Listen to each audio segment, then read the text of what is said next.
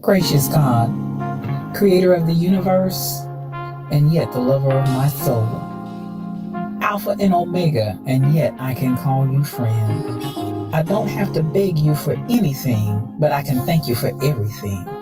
God, I thank you because this is the day that you have made, and I can rejoice and be glad in it. Thank you for this day of magnificence and glory and splendor. God, I thank you for life, health, and for strength. I thank you for soundness of mind. I thank you for peace, love, and joy. I thank you for the essence of you that envelops me right now from the crown of my head to the soles of my feet. We thank you for this day of manifestation. We thank you for the day of revelation. We thank you for the day of impartation. We thank you as you move in the midst of your people to bring us to the greatest times that we've ever seen since the foundation of the world. Thank you, Lord, that for this time and for this season, you've allowed us to be a part of your move in the face of the earth. I thank you, God, for the revolution that you're bringing forth, God, even in the midst of the earth right now. And I thank you for the opportunity to be a part of what you're doing in this hour, because in the last days, saith God, you said you would pour out your spirit on all flesh. And so now we thank you for the pouring out. God, I thank you for the rain and the move of your spirit. I thank you for fresh oil. I thank you for new wine. I thank you for the new thing that you're doing. I thank you now that it does spring forth. I thank you, Lord, that you've called us to be the head and not the tail. You've called us to be above only and not beneath. You've called us to be the lender and not the borrower. You've called, God, that our storehouses would be full and increase. God, I thank you because even I decree and declare that the people under the sound of my voice, even now, are moving in the might of your strength, not by might nor by power, but by your spirit.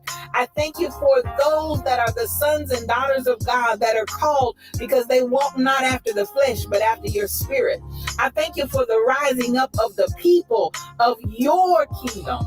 I thank you that your kingdom come. I thank you that your will be done, even now in earth as it is in heaven. I thank you, Lord, because you are moving in the midst of your people mightily as never before. Raise us up, oh God, to the standard of what you've called us to be. God, I thank you for the standard of greatness. I thank you for the standard of holiness. I thank you for the standard of moving as the sons and daughters of yours, and not as vagabonds, not as those that never knew you, not as those that are confused and confounded, but God, those that know who they are in you. I thank you for the knowing. I thank you, God, for knowing you. I thank you for knowing your presence. Thank you for knowing your Holy Ghost power that gives us the ability to be successful. Your anointing that gives us the power to rise up and be called blessed. Thank you for that is in us. Thank you, God, for all things that pertain to life and godliness. Thank you because we are not confused. We are not deceived. And we thank you for that clarity of mind and the clarity of vision that allows us to walk forth as kings and queens, as princes and princesses in the kingdom that walk in the earth. We thank you that we are your beloved, and we rise up as the apple of your eye. We rise up, oh God, as those that you love with all of your heart. And God, we love you back. I thank you for soundness of mind. I thank you for soundness of spirit. I thank you that healing is our bread. Healing is our deliverance. By the stripes of Jesus, we're already healed. And we speak forth that healing even now for those that need it. Thank you, God, for every stripe that was taken. Thank you for the bruising. Thank you that he was wounded for our transgressions, bruised for our iniquities. The chastisement of our peace was upon him. God, with those same stripes we declare and we speak healing in Jesus' name. We give you glory. We give you peace. We give you honor. We give you blessing. We give you might. We ascribe all of these things unto you because they are yours. Thank you. The fruit of my lips giving thanks unto your name, ever giving you all that is yours. Glory, honor, power, dominion, majesty. It's yours. I decree it and I speak it. In the mighty name of Jesus, it is so. Amen and amen.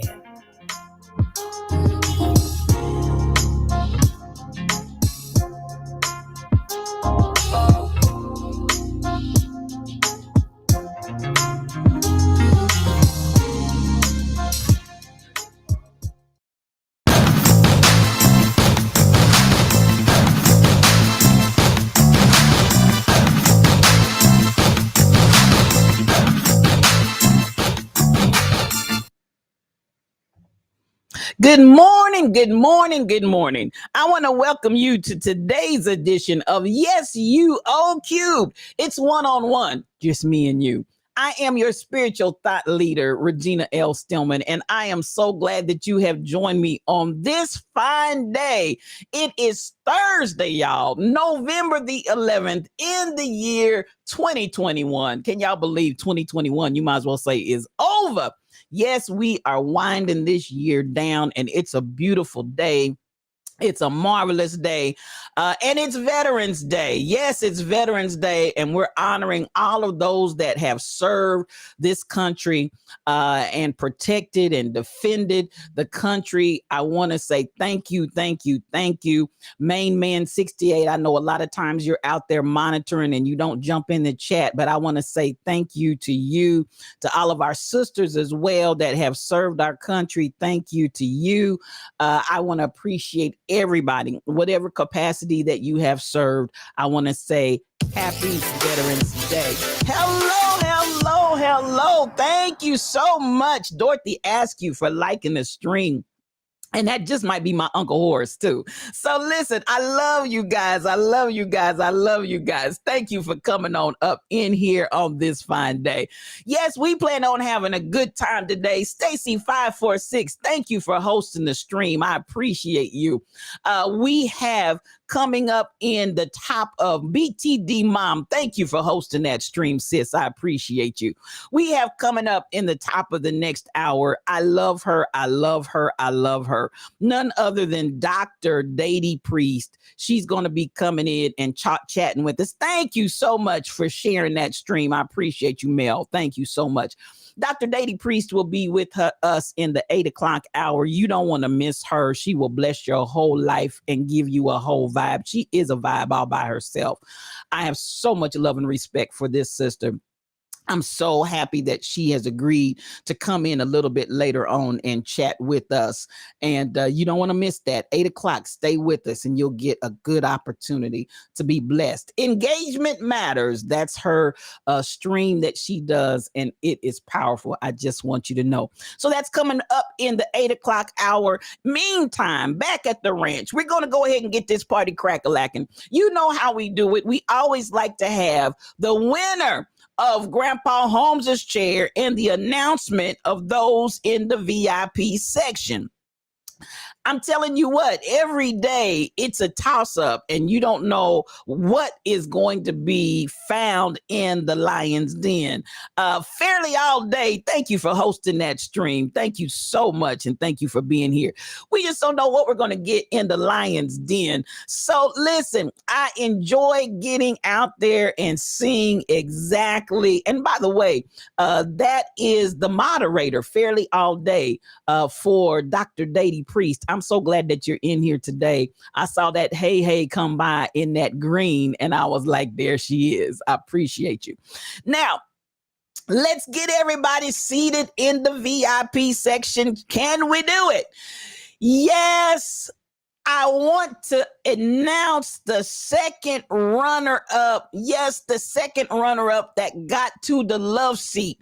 You got your lips, hips, and your fingertips on that chair, none other than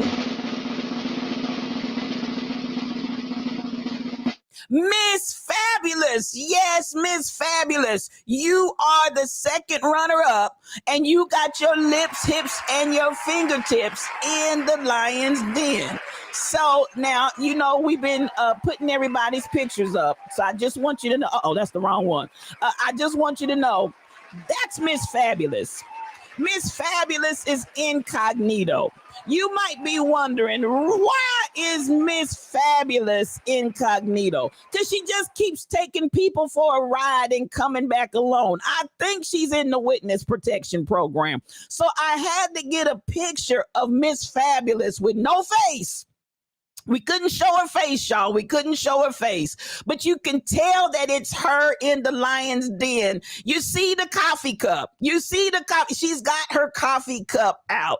So Miss Fabulous, thank you so much. And there you are, incognito. Yes, incognito. That's Miss Fabulous, y'all. Congratulations. Now, the first runner-up, yes, the first runner-up that got her lips, hips, and fingertips in the lion's den this morning, none other than Kim Possible 7-Eleven. There she is, y'all. Kim Possible 7-Eleven. She was the next one to get her lips, hips, and her fingertips in the lion's den. So I want to say congratulations to you, Miss. I tell you what, Kim Possible is my pastor from the ATL. This is what I want you all to know about Kim Possible. We are lifting her up, and I'm going to have my prayer requests here in a second.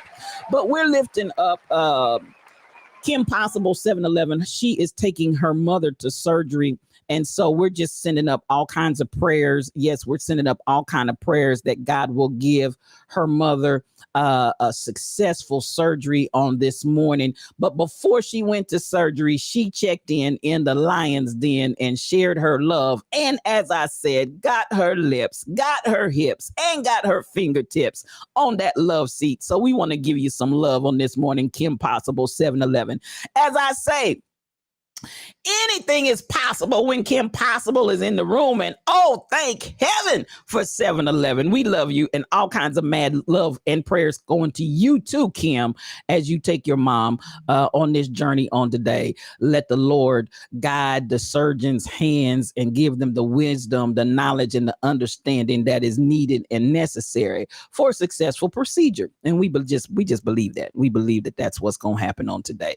Now, you know, we got to bring it up. We got to bring it up because here we go. And here it is. The winner of Grandpa Holmes' chair. Y'all might as well get ready. Listen, the winner of Grandpa Holmes' chair is none other than Shelly Thunder. She is the winner of Grandpa Holmes' chair. Listen, mother works it out. Mother works it out. Mother works it out. Yes, Shelly Thunder, you did that thing, girl. You did it. You did it. You did it. And I want to say congratulations to you because, baby, you never failed to get in that chair. And I appreciate you, Shelly Thunder. I do. Now, while we are just enjoying giving her that appreciation, let me tell you what she said when she got in the chair. When Shelly Thunder got in the chair, this is what she said this morning, y'all, at 12 o'clock in the a.m. Central Standard Time, but she lives in another time zone, so it's actually 1 o'clock her time. She said, so comfy. All I need is some pillows. That's what she said, y'all. That's what she said. It was reported to me. That that's what she said. What had happened was she crawled up in that chair, got good and comfy, and then she just, you know, there's a song says stretch out. Baby, she stretched out on God's word and Grandpa Holmes' chair. Dr. Datie Priest is in the house, y'all. That's my girl. Good morning. Shelly Thunder said, I said what I said. Yes, you stretched out on God's word and on Grandpa Holmes' chair. I ain't mad at you, sis. I ain't mad at you. If you waited until 1 o'clock in the morning to get your lips, hips, and fingertips in Grandpa Holmes' chair. I ain't gonna say not a word, not nary a word at you other than congratulations. I appreciate you all for always going out there. I'm gonna give some honorable mention because listen, truck driver was out there and he was out there greeting the folks this morning. I appreciate you, truck driver. And yes, I thank everybody for making the effort to get their lips, hips, and fingertips in Grandpa Holmes' chair. Now we're going to do a few things before I say let me go ahead and say good morning to everybody because y'all coming on in here and I'm loving it. I want to say, get your coffee cup out, get your coffee cup out, get your coffee cup out. You know how we do it over here. No cream, no sugar. We take this coffee strong and black because we tells it like it tis. So yeah, go ahead and get that coffee cup out this morning. And I want to say good morning, May Solomon. That's my sister. I love you. Come on in the Lion's Den. I see you. Fairly all day, as I said, this beautiful, gorgeous woman is a moderator over for Dr. Datie Priest in Engagement Matters. I appreciate you for being in the Lion's Den this morning. I love you, sis. And come on and get your coffee cup out. Good morning, Shelly Thunder. We already have had a good time with you and Grandpa Holmes' chair, but I want to officially welcome you in the Lion's Den this morning. I want to say good morning to Michelle Browno. Y'all know I call her my quiet storm because she changes the atmosphere just by her presence and being there. But baby, she gets it done and she makes things happen. I appreciate you, Michelle, and I know you're lurking and driving. But listen. Let me take a station identification right there because she came in. Now she came in testifying this morning, y'all. She came in testifying about the goodness of the Lord. And what did she have to say? After 2 years of having pain every single day, she came in this morning with the testimony, miracles, signs, and wonders. She is 2 weeks pain-free, y'all. Hey! You better ask somebody. Come on, Michelle. I know that God is able. And so I just want to put that out there for anybody that needs to know that the God we serve is able right now. Not tomorrow, not next week, but right now. God is able. I want y'all to just go in on my sister's testimony. 2 weeks pain-free.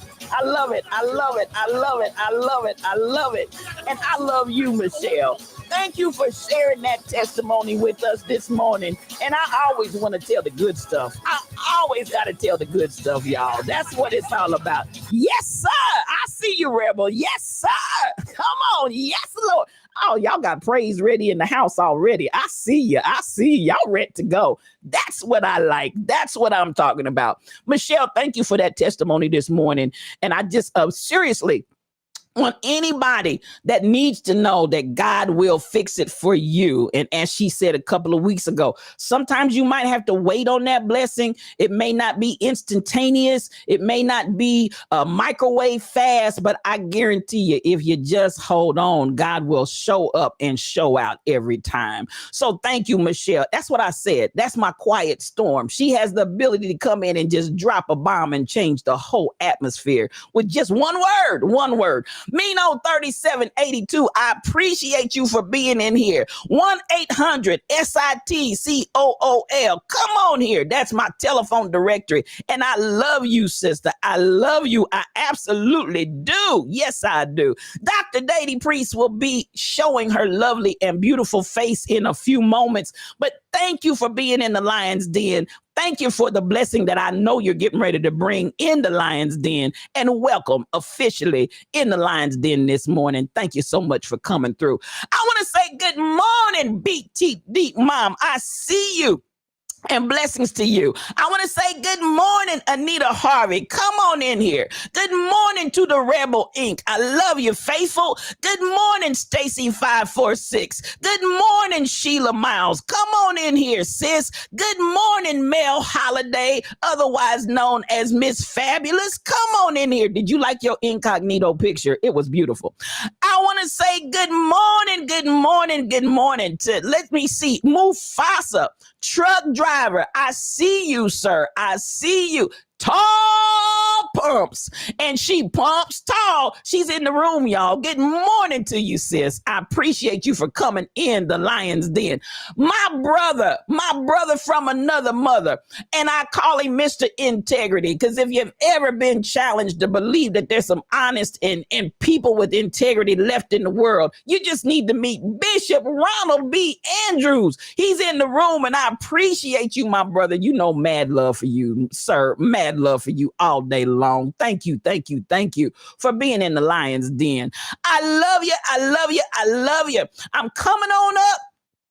They used to sing that song, I'm climbing. I feel like I'm climbing up the rough side of the mountain. And I ain't doing my best to make it in. I'm going to make it in, y'all. We going to make it in. Good morning to you. And I think I've got everybody in the Lion's Den this morning. Let me take another quick look, because I hope and pray that I have not missed anybody, because every last one of you are so important to the Lion's Den.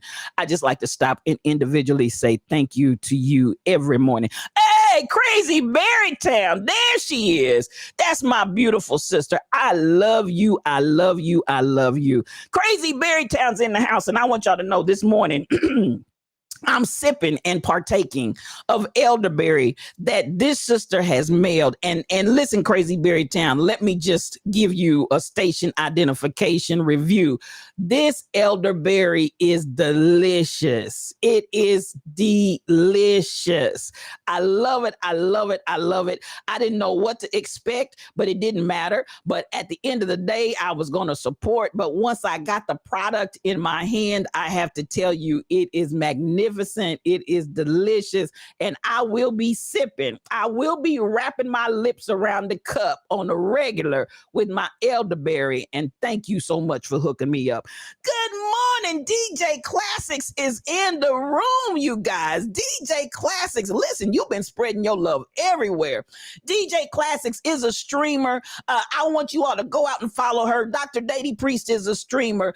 Crazy Berrytown, these are all streamers, but I appreciate you for being in the room. She does mantras. She gives you that positive energy, that meditational vibe in the morning, 6:30 in the morning. I just found out about the meditational. So when I was over in One Reasons earlier, and he made the announcement about the meditational, I was like, oh, okay. I knew that DJ Classics did the music. I didn't know about the early morning 6:30.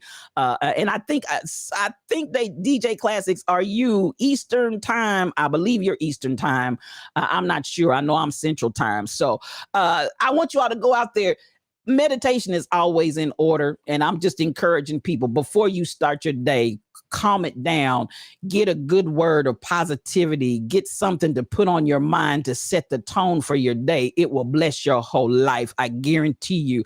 She will have your mind right. Come on here, Dr. Datie Priest, and bake you some sweets in the process. Come through. Y'all, it's Thanksgiving. Y'all be sure and order some product from DJ Classics. You want some good sweets at the dinner table. Make sure you place your order now. Get it in early, because listen, I want to tell you what, don't send it by the post office. Y'all better the post office let us down here in a situation. So I'm gonna tell you, you might need to UPS it, FedEx it, or whatever the case may be. But baby, Brother DeJoy got that post office jacked up. Whatever you do, let me tell you, get your order in early so it can get shipped to you, so you can get it in a timely CBTFLEX. I love it, Mino. I love it. Y'all just bless me up in here. Y'all some good folks. Now, before we get started, I'm going to go ahead, touch on a few things. Y'all put some mod love out there for my moderators. I have the best moderators anywhere, and I love them. As I said, they're not just moderators, but they cover me, and they cover this stream, and I appreciate what they do on a regular. I appreciate Shelly Thunder. Y'all know that's her up above my head. Yes. I hear thunder in the air. And I know there must be a Shelly Thunder somewhere. That's my girl, and I appreciate her. I want to give it up for the Rebel Inc. She's my day one. She's there all the time, and she's faithful. Rain, sleet, snow, hail. She does not miss. She is faithful. She is as faithful as Old Faithful. That's my girl. And last but certainly not least, Michelle Brownell. As you know, I call her my quiet storm. These sisters right here keep this stream right, and I appreciate them for their diligence. I appreciate them for their efforts. Y'all give them that mod love because they more than deserve it. I appreciate you, and I love every last one of you. Now, I also want to stop just real quickly, and I want to put up some prayer requests that I got this morning. And so I'm going to pass these prayer requests on to the Lion's Den. And you know, we do pray over here. We don't play, we pray. So I appreciate those that brought in the prayer requests on this morning. So this morning, yes, we're praying for Mino 3782. We praying for you, Mino, and know that, honey, we know prayer changes things. Just keep right on pressing on. Miracle signs and wonders.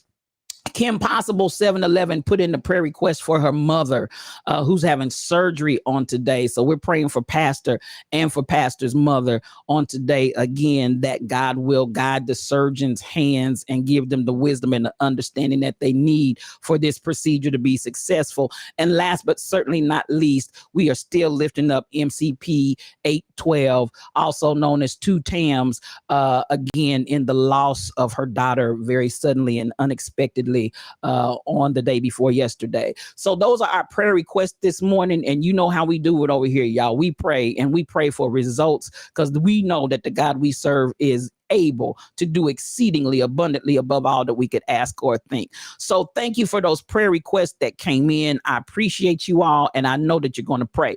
Last but certainly not least, before we get started on this podcast journey, we got to say to my funny chemist, he is one of the newest subscribers, and he has subscribed and come in with gangbusters. I know work schedules don't always allow people to come in and actually do a lot of engagement and talking in the stream, but they do lurk out there in those Twitch streets. I want to say happy birthday to Stefan Betts, otherwise known in here as the funny chemist. He is also the son of Sheila Miles and just happens to be my nephew. I want to say happy birthday to you, baby. Happy birthday. And so you know how we do it over here. Here we go. We got something for you. Happy birthday to you. Happy birthday to you. Happy birthday. Happy birthday to you. Happy birthday to you.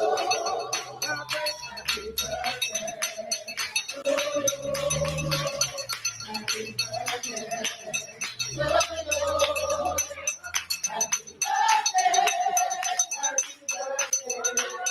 Happy birthday, happy birthday, happy birthday, happy birthday, happy birthday, happy birthday,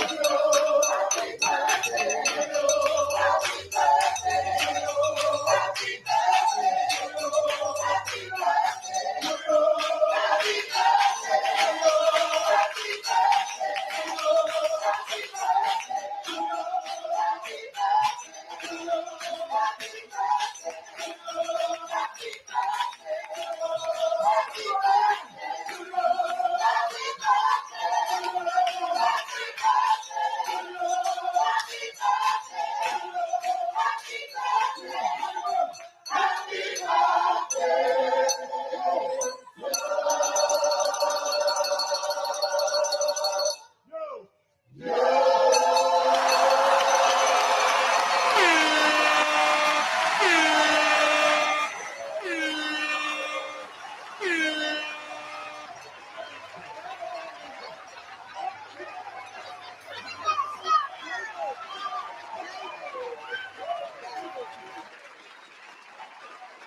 Yes, yes, yes. Happy birthday to you. And I just want to put this out about Funny Chemist as well.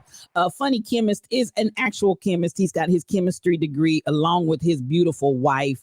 And he and she have both started out there. She did a PhD for one of the college universities. And she's designing polymers, y'all. Designing polymers, I'm telling you. But I do want to give a shout out to Funny Chemist because he is also starting his stand-up comedian career, and we just want to wish you all the best. I hope that you just get bold, be strong. Funny Chemist, go out there and do your thing, and hopefully down the road in years to come, we're not only going to be singing happy birthday, but we're going to be saying congratulations to you on all the success that you are making out here in these streets. I see you, Kim Possible 711. Come on in the room. I see you, sis, as well as Nancy. I saw you with that prayer request, and we are praying. Now, let's get this party crack-a-lacking. Let's get this party going, because, listen, we're going to be on time. We're going to be on time with my sister. She is coming on at the 8 o'clock hour, y'all. So get ready, because Dr. Datie Priest is going to bless you real good. In the meantime, we're going to talk about what happened while we slumbered, slept, and slobbered, y'all. Listen, there's some stories that I'm going to talk about today, and then we're going to get out of the way. But listen, the stuff that's going on in this country right now, I just don't know what to say. I'm gonna encourage you one more time, if you would, go and follow Dr. Heather Cox Richardson. She is a historian at Boston University, and she is also paired up with a sister from Yale University. They give some of the greatest updates on what's going on in the country on a daily. Yesterday's, I wish many of you would go out there and read it, because there is some unrest at the Ukrainian border while we're talking about Veterans Day. They trying to stir up some war. So I want you all to be completely apprised of what's going on in the world in which we live. So right now, tensions are really, really tight. I mean, you don't see a lot of that right now in the reporting, but it's going on. That's why I said you got to know what's going on. You got to get the information and get the 411 so that you're not unaware of what's going on. So there's a lot of unrest right there at the Ukraine border with Russia. Some of this has been in motion for a minute, but we are at very, very tense places right now. Even right now, go out there and read that whole story. I'm not going to run that down to you today, but if you'll go out there and read Dr. Richardson, she did an excellent job of explaining the whole of what's going on right now. So just so you're aware, while we're talking about Veterans Day, and happy Veterans Day to all those who have served, if they don't straighten up and act right, some of our current are going to be serving right now, because we are really at a fever pitch point at the Ukraine wall. Now, and again, I'm not going to go into a whole lot of that, but I just want you to be aware.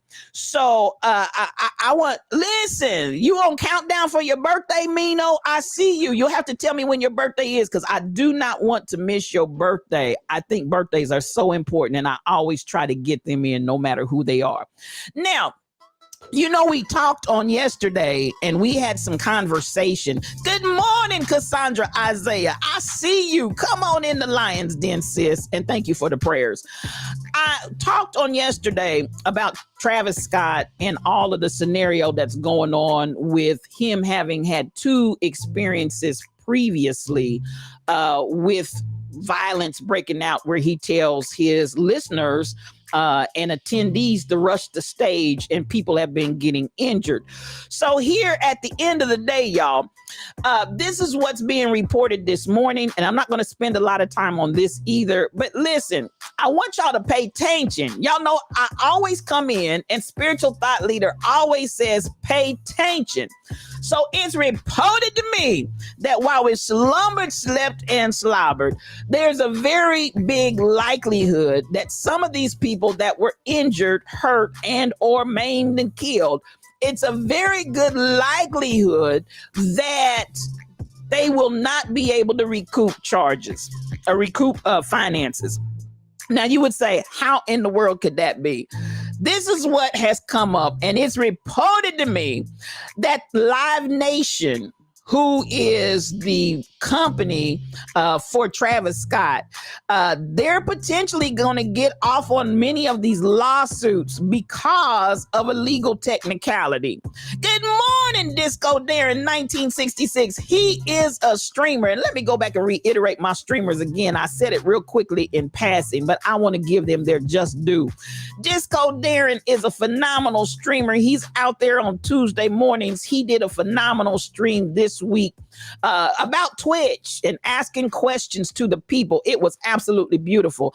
Please follow him. Please follow him. Again, you're going to hear from Dr. Datie Priest a little bit later on, but I want you to follow her. Please, please, please. She will bless your whole life. I guarantee you. Crazy Berry Town is in the midst. Please follow Crazy Berry Town. It seemed like there's another one. And see, that's why, you know, they at church, they say you get to calling names, you're going to miss somebody. Seem like there's somebody else in here. I'm scrolling real fast. But if I'm missing you, please put your number 2 in there. If you're a streamer, put a number 2 in there so people can follow you. I don't want to miss anybody because all of y'all good. So at the end of the day, yes, I'm telling you, this is a scenario that's just dastardly because good morning, The Gift. Good morning. I see you, Nathan Lamont.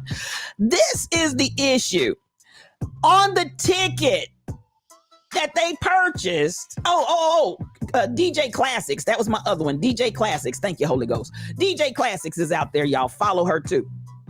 Now, on the ticket, purchasers had to agree, and the legal language says that basically the waiver reads like this in part. You voluntarily assume all risks and danger incidental to the event for which these tickets are being issued, whether occurring before, during, or after the event, and you waive any claims for personal injury or death against us. I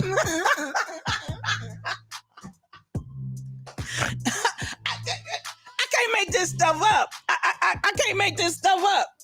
These people, in the purchase of their tickets, signed a waiver. I'm looking for my devil glasses because y'all know where I'm going right here. You know where I got to go. Could it be?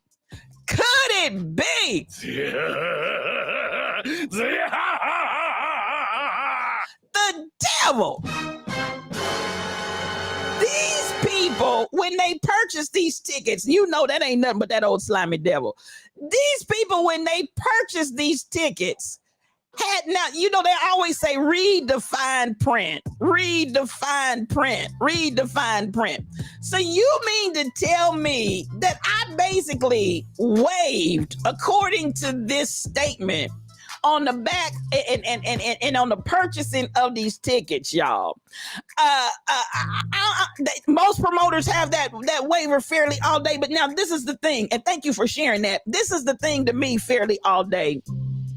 This man is 2 for 2 and now 3 for 3 in having them rush the stage and people being injured, people being killed. And so at the end, they paid their money and assumed all liability. Sheila Miles, they paid their money and assumed all liability. According to this that they have on, listen, are we getting punked? Mino, are we getting punked? So I'm gonna read this one again.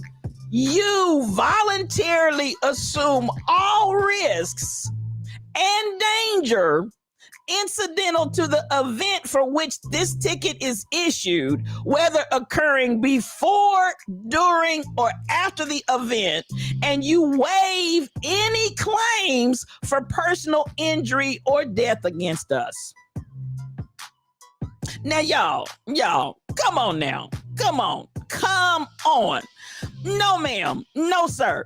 So now that we actually have folk dead, and this is the thing, even that was going on with Brother Travis, there were some people that were grossly offended because folk from his team, somebody said it was him, but I don't know if it was him.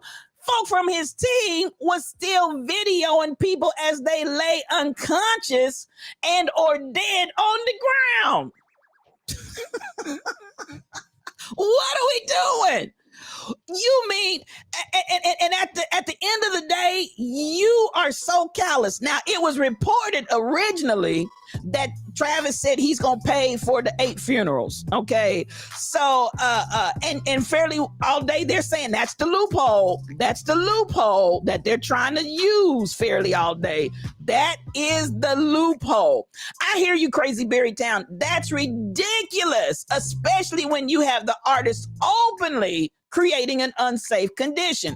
So it seems to me that there has to be some sort of a line here drawn as to, I can just stand up and tell y'all to rush the stage, knowing full well that a stampede can potentially break out, knowing full well that somebody's life potentially can be lost. And just because I have something written out here to cover me, CYA, they always tell you CYA, that I can basically get away with inciting. And isn't that similar to the legal technicality? You can't stand in a group and yell fire and then have injuries and or death and be held harmless in that situation. Isn't that the same as yelling fire? You know, if I'm telling you to rush the stage, if I'm telling you, isn't that the same thing? So this is a situation that I'm just like, I'm with Mel. Somebody's still going to have to pay. And Mino, he's trying to get away with murder, but hopefully it's not going to work. However, I still have to say that right now, and if the issue has come up, obviously we're trying to play this game of ignorance and innocence and trying to say, but it's plainly written. It's plainly written that you waive all of that and you cannot basically do anything. And I'm just like, y'all playing games out here with people's lives. And this is not funny. And why would you tell people to rush the stage anyway? What is the purpose in that?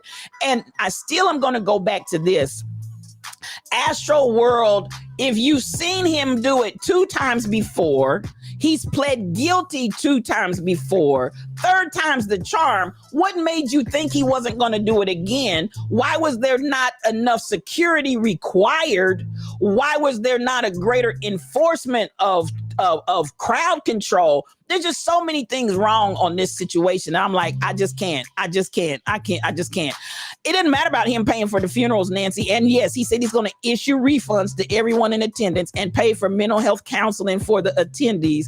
But at the end of the day, if you're out here inciting and creating incidents where people are going to be harmed and hurt, then the second part goes to, if you know viewers, if you know participants, that this is his MO, why do you keep marching your lips, hips, and fingertips up to his concerts? He's 3 for 3, y'all. He's 3 for 3.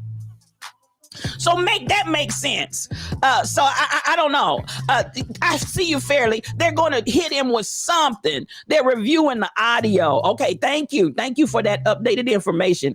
And so at the end of the day, you know, this is just dastardly, y'all. It's just dastardly. And I'm just like, no, ma'am, no, sir. That's not going to fly. That's not going to work. And you're not going to tell me, I hear you fairly all day. Lots of security police officers turned down working. And as somebody said on yesterday, and I did see the article after we streamed, where there were security officers that were supposedly signed up to work and then turned it down. But, you know, come on now.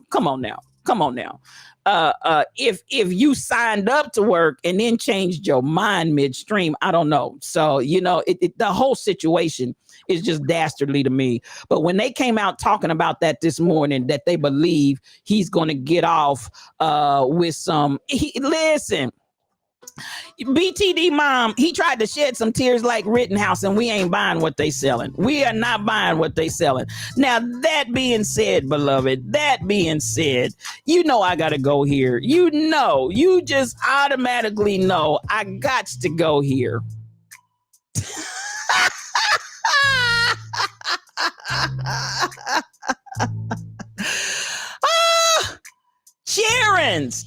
cheerings. You know, as I say, I'm not buying what you selling. And I always say, you not buying what I'm selling. I just want this child to know I'm not buying what he's selling. Because this performance right here is for the birds. I'm just like, I love you, Mino. You take care of yourself. And we got all kind of prayers coming at you. I'm going to be checking up on you, sis. You have a blessed day. I love you. So this is where I hear you fairly all day on Travis. People had reported to his crew the dangers ahead of time, and they ignored it. This picture right here, y'all. This picture right here.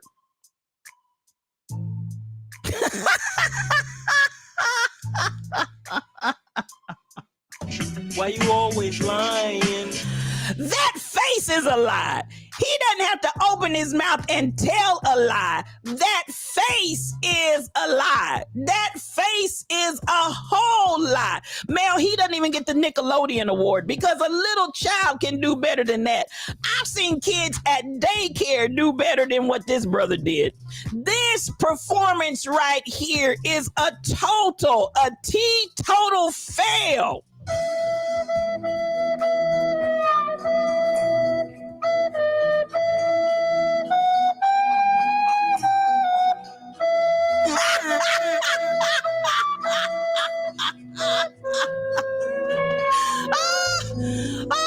Crazy Berrytown, I think this one is cuss worthy.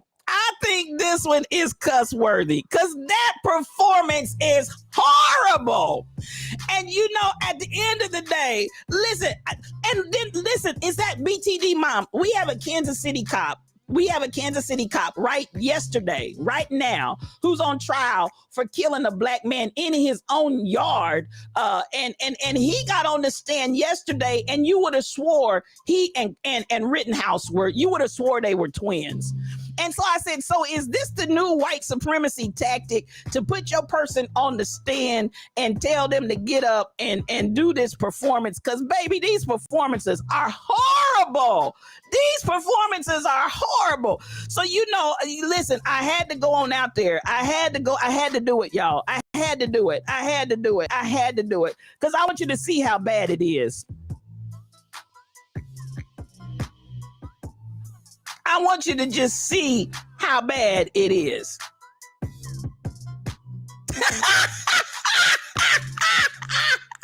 And the mama.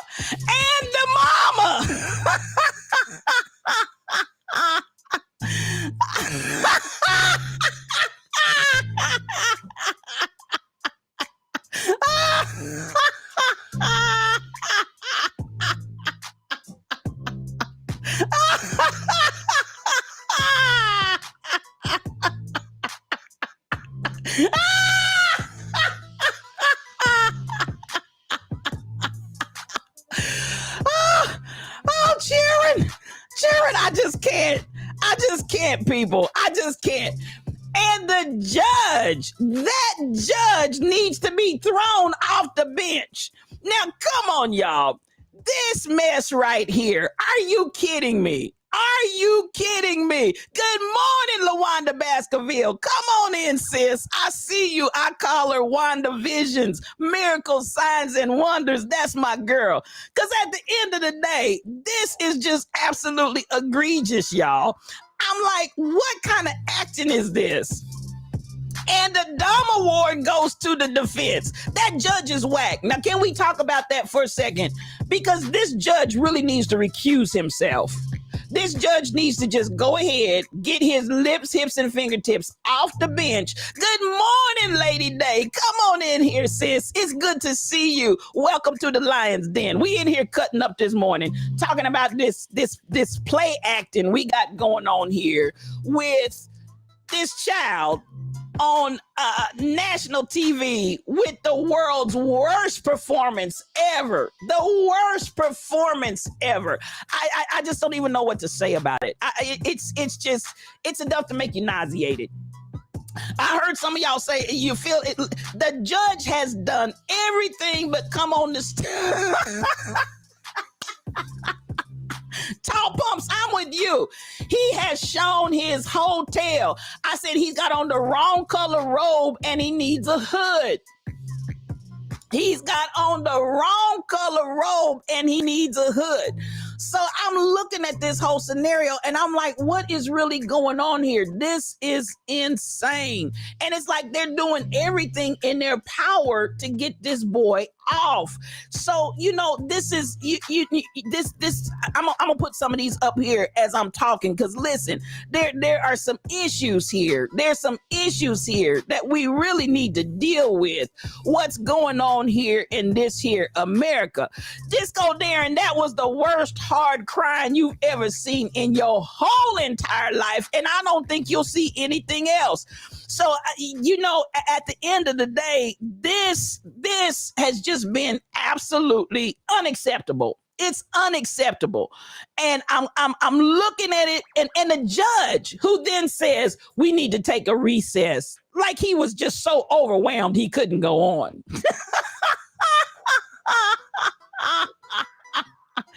Now, you know what? And Disco Darren, can we deal with this reality?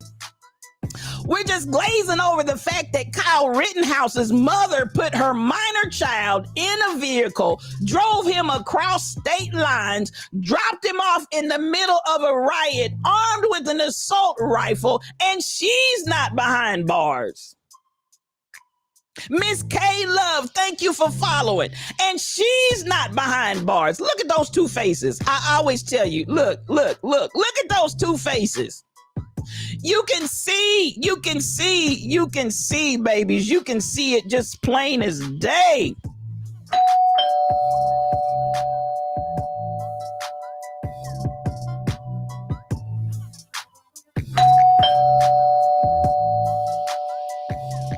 The whole household, nobody's home. Nobody's home.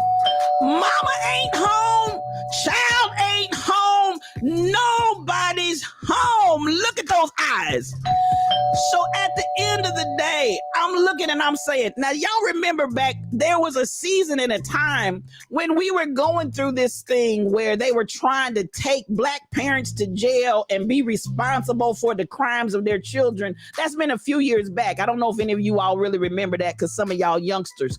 But total vacancy, the gift. It's a total vacancy. Ain't nobody home. So I'm looking and I'm saying, what happens to the issue that this mother who aided and abetted her child before, during, and after, there is absolutely nothing that has been addressed about her part in all of this whole thing. So, yes, Tall Pumps, they gave that child a bulletproof vest. They gave the boy a bullet. Now, when you talk about the popo, I got one for you on that too. Because listen, I want you to be clear on this point as well. We got a problem with the police department. Because let's go back here, and I'm gonna cut off my music just for a second so you can hear. Because I want y'all to hear clearly what this joker had to say about this whole scenario. And this is the popo department.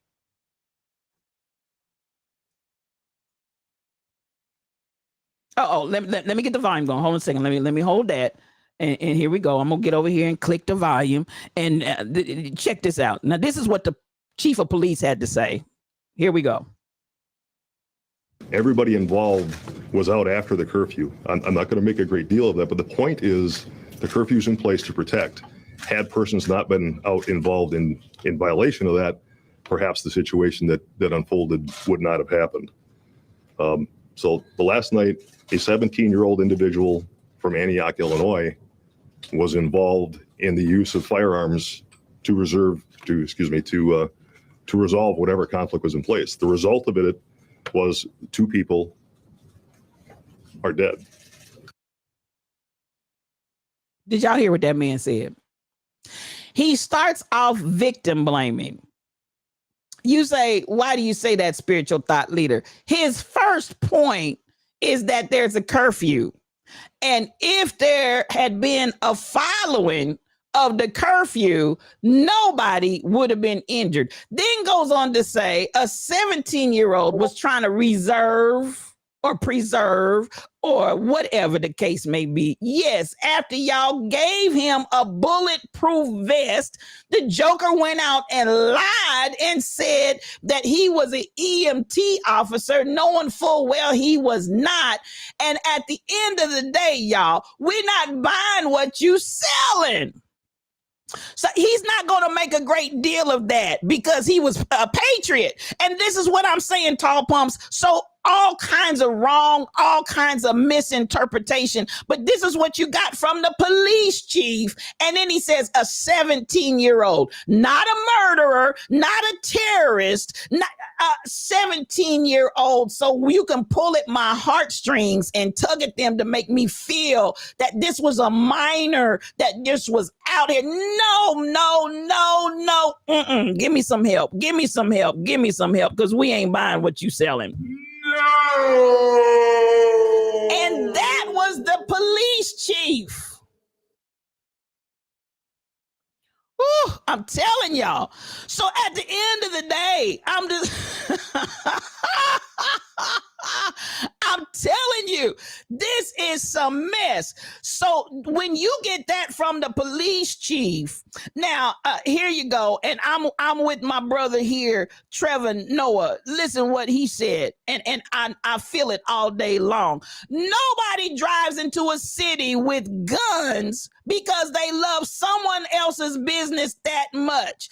That's some of that ish. No one has ever thought, oh, it's my solemn duty to pick up a rifle and protect that TJ Maxx. They do it because they are hoping to shoot somebody, y'all. Come on here. So, I feel like singing a little bit of We Play the Games People Play. We play the games that people play, and we're sick of it.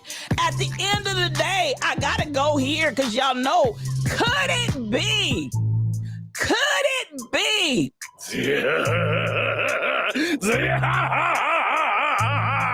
The devil. Cheerings, that ain't nothing but that old slimy devil. That ain't nothing but that old slimy devil, because this is a mess up here, y'all. This is some mess up in here. And I'm telling you, they are really working to set the stage to let this baby go free. And I'm hoping and praying, don't do it. Please don't do it, y'all. Don't do it. Please don't do it. Don't fall for the okie doke. Now, it's 8 o'clock and I got somebody. Oh, okay. Got you. I see you. Let me see if my guest is just beautiful. Oh, there she is. Now, let me get the devil off the screen. And it's time, y'all. It's time for the best part. And I'm going to turn this music off and I'm going to bring my guest in because she's here, y'all. She's here. Oh my goodness. I just don't know what to say. There she is. Hey, good morning. Good morning, Dr. Datie Priest. Thank you for coming on the stream this morning. How are you? I am well. No, thank you for having me. Oh my goodness. I just don't know what to do with myself. I don't either. I'm so super excited and honored that you even thought enough to have me here. Listen, this is my thing. I always, anytime I find something good, anytime I find something that is really, really worthwhile and of tremendous benefit, I'm that person. I'm going to share it. I'm going to spread it. I'm going to do whatever I can to get it out there in the hands of the people. You, ma'am, are just an absolute gem. You are a jewel. Thank you. And I think the world of you also. Solid ground, solid person, solid ministry, and one we need for this time. And I appreciate you. I tell you what, I do not have an agenda here other than to introduce. Okay, I didn't either. I was like, okay, I'm a morning person. So y'all, this is like, this is usually my prime time at school. So I'm always like, hey, good morning. How are you? And I want to also address the reality.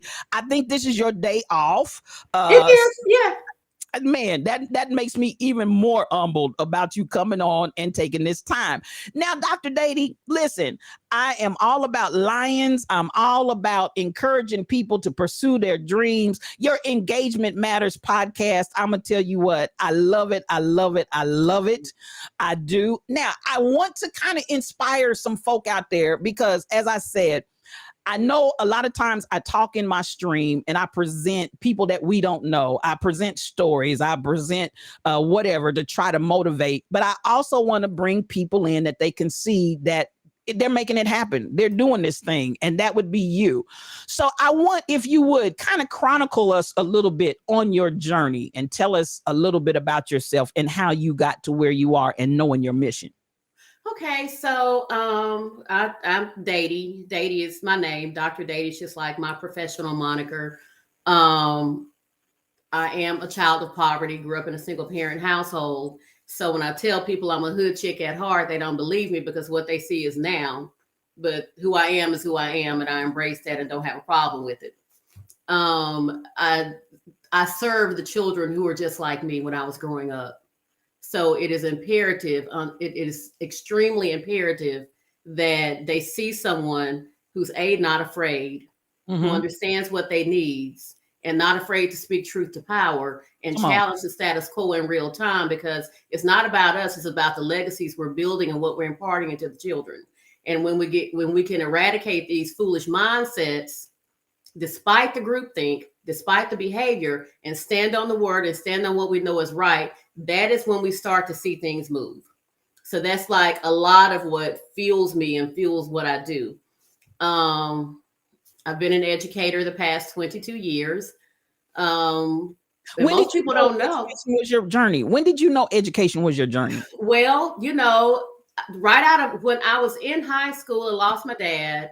And so that was just a crazy time. Went to college, wasn't ready. I flunked out of college. Most people have no clue. I straight up flunked out of college. And so just living life. Of course, my mom was like, they don't hire teachers who club and all this stuff.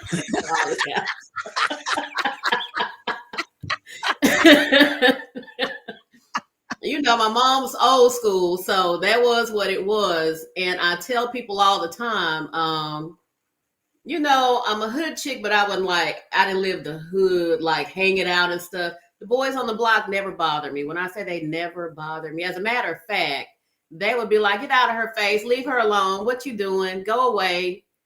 Just move.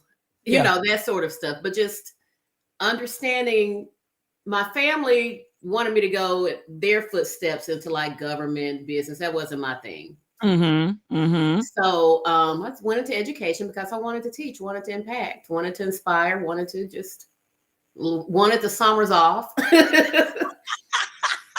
That's, to be honest, that's what I wanted at that time. I also knew once I got in, I only taught 5 years and I jumped right from the classroom into school administration. Wow. No segue, no nothing, just classroom principalship. Had never been an assistant principal, had never been a reading coach, had never done anything besides teach kindergarten 3 years and second grade 2 years. But in that amount of time, it was, there were moving parts, things happening. I knew that leadership is where God had purposed me. Awesome. So in terms of understanding my why, my journey, that is, where I really began to think about engagement. I wasn't really coining it at that time. I just knew how to build relationships. And I knew that was something that was my niche. Yes. And operating in a school environment that was the worst, quote unquote, in their minds, in terms of engagement, we turned that around and had more parental engagement than not just anybody in the school district, anybody in this area. And it had nothing to do with me. It was just, we built relationships. We got the kids involved. People would come by and ask, well, we always have people there. I'm talking, most of my students were Hispanic. But hey, on Black History Night, we had them all in there. Hispanic Heritage Night, we celebrated them. We are all about doing things that were culturally relevant. Now, in that time, and then that was my previous school district, of course, there was discord. And, it was what it was. Just, hey, held the line there. The mission is still the mission. Doesn't matter what's going on around you. And that is where I think we fail. And so just began to coach people, coach for growth and development. That is an area where I have learned that we fail. We want to get to the outcome, but we don't want to go through the process. Come through. Say that. And that process, that's like the refiner's fire. That's where we go through and we have to look at ourselves. We have to look at our own selves first. Because I tell people all the time, engagement begins within. What am I doing wrong? What have I caused to be here? I have some things on my personal list of things to do today where I need to engage the vibe of some mistakes I've made, Come on. And that is totally okay. And so getting those teachers who allow themselves to be coached. Yes. When I say we made moves, and it wasn't me because I don't know anything. I'm just I'm a resource. I am not the subject matter expert, but I know who those people are on my team. And so, say, for example, my 5th grade teacher, mind you, we're at the poorest school in the school district, but her math scores, they weren't mine. Her math scores were better than the magnet schools. Wow. So she's at the ball field and all the people are trying to recruit her. We're like, we're good. We're good. We're this, we're that. And so just engaging the vibe. So in terms of Twitch, of course, in quarantine, I was with DJ MOS everybody started with D Nice. Okay. And one Sunday, he introduced us to DJ MOS and his wife Kiss the DJ. Went there, never left. So became part of the Club Insomnia crew, the Auntie Squad. And when he made the switch to Twitch, he was in the early group of people on Twitch. And so we made the switch with him. So in quarantine, we experienced all the highs and lows, the George Floyds, the political stuff, having fun. We would be in the stream having like voter registrations. We didn't know anything about mods, bits, subs. He didn't even have any mods. We were just in there talking, literally. And he streamed last night. Literally, we would talk all night, sundown to sun up. Everybody joke and playing. Are we going to go find some paper towels? Y'all found some paper towels today? Just joke about different things. Yes. We knew who moved. We knew who was doing what with their children. And that was us building relationships. Awesome. And so that was March, April of 2020. Then just met different people. And when I began to think about streaming earlier in the year, I was always going to do it anyway. I was just going to do it on another platform. And DJ Q, the mixologist, was like, wait a minute, think about this, Datie. You already have this relationship here. You know people. You like people. They like you. You have a support system built in. Try it here. And so, of course, I was unsure about how to get set up. And he's like, hey, all you do is talk. I got everything else. And so could not have asked for a better support system there. And here we are. In terms of engagement, the goal is really just to offer people a safe place to come and not just engage the vibe of fun, but to come in and get something that's practical, that's going to help them get from day to day. Yes. The music is fun. Saying hi to everyone is fun, but people come in and they're struggling with things. Not a mental health expert, not at all. However, if someone, and more than likely, because I get whispers all the time, people struggle with engagement. They struggle with communication. They struggle with the soft skills. They struggle with being who they are in environments where people don't embrace culturally relevant things. So it turns into these oppositional type behaviors when really we just need to understand how to engage each other's vibe. Come on. I love it. Now you keep saying, and good morning, Stacy Bless One. Come on in here. She is a streamer. I want you all to follow her. Double Spirit. So good to have all of you. You keep saying things like Chazzylicious. Come on, Chazzylicious is cooking. Come on in the Lion's Den. Welcome to you. And I appreciate all the streamers that are coming in to support my sis. Because listen, they coming in because Dr. Datie's in the house. Because that's the kind of vibe that you carry. It is all inclusive. It's an embracing. It's I I know the first time I encountered you, Dr. Datie, it was like, ooh, I want to be a part of her. I want to be a part of what she does. I like the way you do it. And I think that's how people are drawn in. And it's just natural for you. It's not something that you're trumping up and trying to do. So that's where I kind of want to challenge you when you keep saying, it's not because of me. It is because of you, And man. you know what? I don't even feel that way. I'm just like, oh, okay.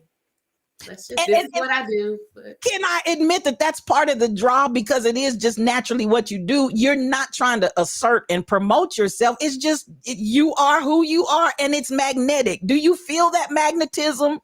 I do. I feel it. And it's just, sometimes I'm like, what, who are they talking to? It's just me. Come on, y'all. Let's just engage the vibe.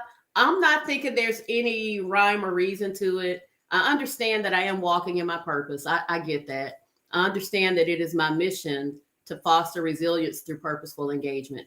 It is my mission to build people up, to help fill those gaps. So I get that. I'm walking in it the same way other people are walking in it. But don't you think the reality then lies in us just being who we are? And Yes. it will just Yes, naturally flow out. And then I love, though, the engagement. When and how did you realize that the engagement piece was critical to what you needed to bring to the table, that piece was missing? Did you see that missing in your teachers as an administrator? Yes. Okay, Yes. go right ahead. Yes, ma'am. I saw that early on. And so one of the things that I remember, when I was a teacher, I replaced my principal who went to central office, and we needed like some playground equipment or something. And, talk to central office, of course, during that time, no money, no money, no money. So I was like, okay, we're going to get it. So we embarked upon, different adventures, fundraisers and stuff.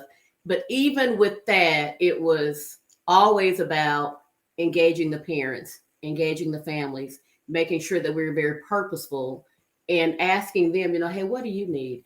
And not just that, accepting what the parents could offer when they could offer it, not telling them what they had to do. That's good. That's key. And as far as the parent piece is concerned. So when I became a school leader, I took some time, and of course there was discord, because, and I don't even know that I would recommend this for anyone at this time, but I went from being a teacher to a principal in the same school. Mm-hmm. And, they could say a whole lot about me, but one thing they couldn't say is that I got down with the mess, because that's not what I do. Mm-hmm. And so there were just different things I noticed. So I watched, listened, paid attention. And what I realized is that they didn't know each other. We really never truly had opportunities to engage with each other and build trust. Mm-hmm. So got different things together. We took on a big project, like the teachers, got the parents together, did surveys, painted the whole school, changed that, figured out what was going on. And through that process, that is when I noticed a shift. Yes. And I was like, they don't like each other. They ain't know each other. That's why they mad. Because of course, as a leader, you internalize that. When things go well, you shift the credit out. When things go bad, you look in the mirror, because it is you. It's happening on your watch. You reflect on it. Mm-hmm. And that's so in terms of learning, the growth and development part of it, one of my really good friends I went to college with was also my math coach. And coming from second grade, I had no clue how to read the data, no clue. And so every single day we would stop, we'd go in a room, we'd strategize. Priest, you've got to know how to do this. And initially it was just do what I say, just follow my lead. And I followed her lead. I had to trust that. And so learned along the way, now do this. And it was a reciprocal kind of thing, because she'd be like, okay, I'm following you on the engagement. I'm like, hey, so the data piece, I knew about data from the younger kids' perspective, but not the assessment testing piece that gets everybody in trouble. Mm-hmm. So we just rolled her sleeves up, got in there. She eventually went to another school, and we just kept that vibe going and building people up, understanding what the individual needs and making it about them, but also celebrating the small wins along the way. Yes. That's a critical piece right there, because you have to know, what is they get to know those who labor among you. You have to know what they need, when they need, what's special to them, little stuff. Just how do you build them up? Because we can get to the stuff that's going to be in black and white, but those relationships have to be tweaked along the way. You have to build trust. And around that time, I went back to grad school again, and my dissertation was rooted in professional learning communities, collaboration, and trust, and building efficacy. So just learning, of course, at that time, the University of Alabama would not allow us to do action research in our own schools. And my dissertation chairman, when I say I could not have been more grateful to be placed with someone who facilitates, she came to me and was like, what are you doing your dissertation on? And it was going to be law-based, because I initially wanted to do that, then go back to law school. And she said, no, I want to facilitate your progress, your dissertation process. I was like, okay. Come through. Best move ever. Spiritual thought leader, let me tell you, never in life would I have imagined I would have been handpicked to be amongst the best and brightest in academia, presenting research, representing the University of Alabama on worldwide stages with the people who are the true diehard peer-reviewed people. That introduction into academia was a shift. So to answer your question, that was a shift, because it's like, oh, this is where this stuff happens. This is what it is. This is what it means. And so just conveying that it's okay to know who you are. It is okay to walk in whatever greatness God is imparted into you. It really is. It is. And doing that never means that you're gloating or you're bragging. It just means that you understand what your assignment is. Come through. It just means that you understand what's in your lane and what's in your hand. And so communicating that, I had a superintendent at the time. We thought alike, and that was also good for me. Now, the flip side to that is when he retired is when I started getting attacked. But it's okay. He afforded me opportunities. He sent me to Harvard University. Come on. He did all this stuff. He would allow me to go around the country and present and just bring back what I learned. Hey, share with the teachers. And it really wasn't about, again, it wasn't about me. It's about, what are we doing to impact the children? How are we building these relationships? What are we telling them that is going to last into the future? So segueing into engagement right now, adult learning is my professional niche. That's what I do. Okay. And so when people come into engagement matters, I understand that we all know what's what. We know, we're professional people in our own rights, whatever it is we do day to day. But sometimes people need to hear or be reaffirmed that they are on the right track, that it's okay to be in a valley. It's because those things happen. But where you become resilient is when you understand how to pivot past the discord, not to get lost in the shuffle of the moment and let it consume you to the degree that you're scared to move. Yes. So and these are all great things. And when I'm looking at like angels, God just had angels prepared, with every vision comes provision. And as you're talking, I just see how God brought people into your life as provision for where who you are, to get into your skin, to help you wear your own skin, and you wear it well. So the last part of your dissertation was about building efficacy. So how do you gauge that? How do I gauge that? Well, when you look at efficacy, that's one's ability or belief in their worth to really massage the moment and make it their own. And so it could be an individual thing or just a collective thing.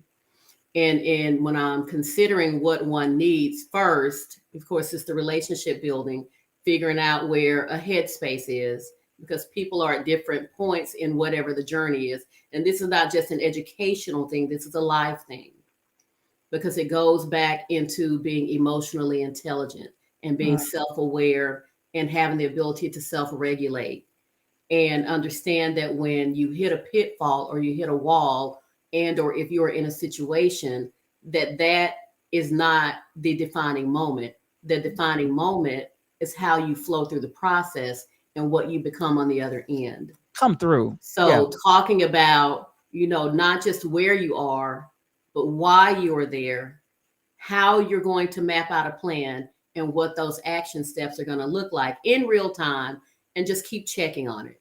Just keep checking on it. That is where the coaching and support system comes into play. Oh, I love it. I love it. Now you're doing this within that system. How do you envision you broadening this out into the earth? Because I just feel like what you do and what you have, the world needs this. I'm serious. I'm not trying to blow smoke up. Yes, ma'am. So I spoke a few weeks ago about the app, and I put that on hold because I found something else. And so, I always say, if your coach doesn't have a coach, you need to get a new coach. I have an appointment with my coach later today, or today or tomorrow. And so I have a consulting business that I'm beginning to branch out into. So that is where it's going to lead. I am in year 22, will retire in year 25. So I have some things that I'm working on now in terms of what coaching can look like for school leaders. Because what I have found is, there's a whole new slew of leaders coming in now. I'm on the back end of this thing, and there are leaders who don't really know. They know, but they're afraid to make moves, and that's never been me. I'm a lot of things, but scared to square up is not one of them. And that can get me in trouble sometimes, because it's like, I am a lion, I am a Leo, I have this, and so understanding the importance of holding the line. And if we're doing it for the children, then you have to hold the line. If the powers that be don't care, they can cancel my contract. It's been canceled before. It's all good. But the same people who ostracized me back then are doing 100% of the things that I told them to do now, and looking stupid in the process. Come on. It's all good.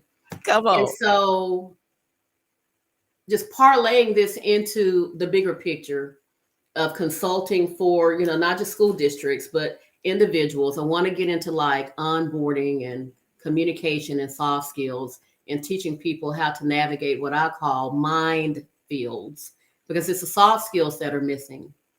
And people should never feel that they have to conform. They should be willing to commit and be embraced for what they bring to the table. And I think the onboarding and the meshing of that is an issue in the big corporate sector. The marketplaces where people tend to get in trouble, because you are in corporate structures. And I'm not saying that is a negative thing. It is a good thing.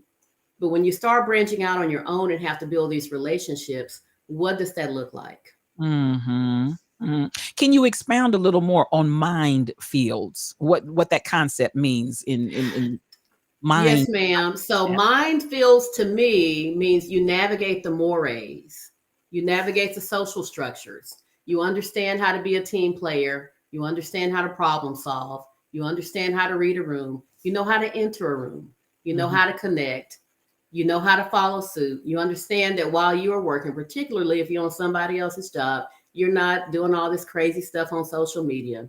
You understand that what you put in the atmosphere is already in the atmosphere. You can't get it back.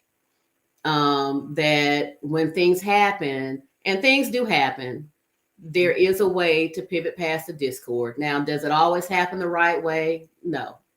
But it can happen in a way that is going to matter for the big picture. Because everything we do really is and should be future-oriented behavior. Wow. You're always forward thinking, and you always talk about growth mindset. That's something that you really do talk about in Engagement Matters a lot. And I love that. Now, another thing about you, because as my mission is, and you were one of those that if you're not showing your mission statement in that, and I love your mission statement. I feel like I've been called to deconstruct the walls between the sacred and the secular, so that we can breed balance and freedom. I love that. Thank you. But even as I think about that, when I feel drawn to you, it is that I feel a spirituality that comes from you, but I don't get religiosity. I don't. And so Yes, there's ma'am. something about your spiritual journey. Can you share a little bit of that? Because I pick it up, I sense it. Some of the things that you say are like, man, that's just straight up scriptural or spiritual. And yet and still, you don't come across with this real staunchy, starchy, churchy kind of thing. And I love that about you. It's like she has deconstructed that wall and she's flowing in it. Can you talk about your spirituality? Yes, ma'am. So like most people, I grew up attending church, and at this point, I am more spiritual than religious. Religion to me can sometimes be, I don't know how people get rooted in protocols and want to beat you over the head with behaviors that don't serve anyone well but them. And when you talk about it, my personal spiritual journey has been one, especially as I've gotten older, just an evolution of situations that, while I did not see it at the time, have most definitely just been put in place to help me be stronger and be a better person. And sometimes I refer back to my previous school district in 2016. I saw some people the other day when I didn't stream on Tuesday. I was at professional learning, and there were there were six of us at the table. And so we were joking. I said, look at this black girl magic we got going on over here. And so this white gentleman from the State Department kept coming over there. And he said, I just love this table. And at the end of the day, he said, hey, can I talk to you? And I was like, yeah. And so we talked, and we both had similar stories. Didn't even know this man. I'd never seen him a day in my life. And he said, I'm just totally drawn to you. Like, you speak truth to power. You know what you're talking about. And so, he gave me his story, and I shared a little of mine. So in May of 2016, my old superintendent retired. Mm-hmm. As soon as he retired, spiritual thought leader. When I say all Hades broke loose, for me, those who had been wanting to tell me we don't like you, no way, they did. I know about those days. Look, I mean, I was like, what? I was like, okay, some of them I was like, and you still don't know what you're doing. And it was one of those things. It's just like, well, Datie, I mean, you won't let us in. I won't. But let's make it about the kids. Yes. And different things had happened, but I'm like, no, if it's about the kids, we're going to keep it about the kids. Y'all talk about everything to me except what's going on with these kids. Now, you know you're inept. I know you're inept, but you're not going to bring that over here. You said inept. Yes, ma'am. Did you break it off like that, Dr. Yes, Datie? ma'am. Yes, ma'am. I love it. I love it. That would be that's how I am. I love it. I love it. And one supervisor in particular, we just had a really hard conversation. I said, let me tell you something. I don't have the luxury of walking into a room and kiki, and you get to do that. When I walk into a room, I have to be on point. When I walk into a room, the room has to know I'm there. If you mess up and it gets glossed over. If I mess up, y'all cut me off. Mm-hmm. So we're not going to keep having these conversations, but you don't know what you're talking about. They're losing documentation, falsifying stuff. And I call them right back on it and put it right back in their faces. I love it. And so the new superintendent, when he came, this person, he had her ear. And a year later, she told me, spiritual thought leader, let me tell you. And that was probably the most pivotal point in my life professionally for Discord. 3 days, let me see, 2 days, August 2nd of 2016, I went to what I thought was a data meeting with the new superintendent, HR/curriculum person, just different people. So he sent them out, had me, him, and the HR person in there, and asked for the keys to the school 2 days before school started. I kid you not. Look up. I kid you not. I promise. I want to break out and say, could it be? But keep going. Could it be? It was. Jesus. And so that was in August. Let me back up. In June, he had already started just, with his shenanigans. And my friend's mom, my friend was in the hospital, and I went to go visit her, and her parents were there. And my friend, her husband's a pastor, her dad's a pastor, both her brothers are pastors. And her mom was like, you start reading Psalms 35 and don't you quit. See. And I did. And it was, hey, Lord, you fight those who fight me. You contend with those who contend with me. You make their pathway dark and slippery. Never stop reading it. Never. When I say never, to this day, every day for a year, I didn't know any other scripture except that one. Uh-huh. And so when this happened, when he asked for the keys to the school, here you go. All good. Mm-hmm. And so I was transferred, had 5 contracts, never had a negative eval, and I knew what it was. It was really 2 people he transferred, me and another guy, because we both were very vocal. That's all it was. Mm-hmm. And so I was transferred to be a grant writer. So I have that skill set, but that's not what I like to do. So I don't really use it, but I know how to if I have to. Sure. Then I became the at-risk coordinator for the secondary learning community. And by that time, the same man who asked for my keys to the school, there was this lady, she was my sister's age, and she was looking for me. And when she found out I wasn't there anymore, she called me. She said, wait a minute, Datie.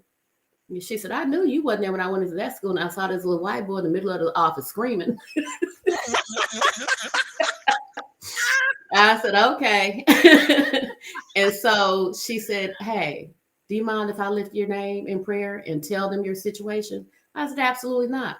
She said, man, my prayer circle, we're going to lift you up. She said, let me tell you something. That man is not going to be in that job a year. Her words. Come on, prophesy. Let me tell you, 10 months into that job, the man quit on a Saturday morning. Saturday. Gave up his contract. Because what you say, could it be? The devil was all in the details. Just a bunch of drama he brought with him, different things. But by this time, hey, the damage was done. The same people who were scared to speak to me, all of a sudden, the Monday after he quit, they wanted to, hey, how you doing? I said, hey, how you doing? Mm-hmm.